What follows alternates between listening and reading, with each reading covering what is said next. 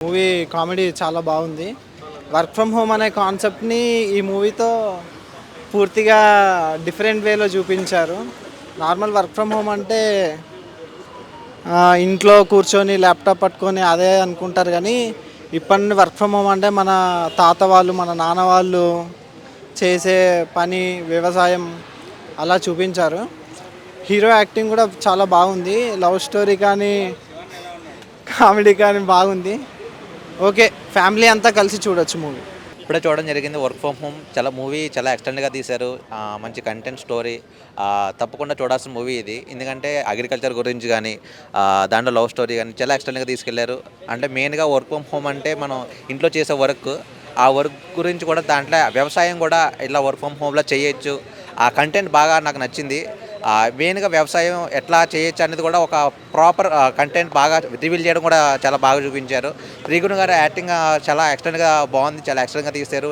చాలా కంటెంట్ కూడా మంచి కంటెంట్. అంటే వ్యవసాయం కూడా ఇట్లా కూడా చేయొచ్చా? ఈ ప్లానింగ్‌తో కూడా చేయొచ్చా అనేది కూడా బాగా ఎక్స్‌టెంట్ స్టోరీ టెల్లింగ్ కూడా బాగా చూపించారు. ఎక్స్‌టెంట్ అనిపించింది మూవీ. తప్పకుండా ఎందుకంటే ఈ సినిమాని మెయిన్‌గా పల్లెటూరులో వ్యవసాయం చేసేవాళ్ళు బాగా చూస్తే మీకు బాగా అర్థమవుతుంది. అంటే ఇట్లా కూడా చేయొచ్చు అనేది కూడా మీకు చాలా కంటెంట్ బాగా చూపించారు. ఇప్పుడు ఇప్పుడున్న సిచ్యువేషన్స్‌లో కూడా వ్యవసాయం కూడా మెయిన్ ఇంపార్టెంటే. అది కూడా మనకి బాగా చూపించడం జరిగింది మూవీలో.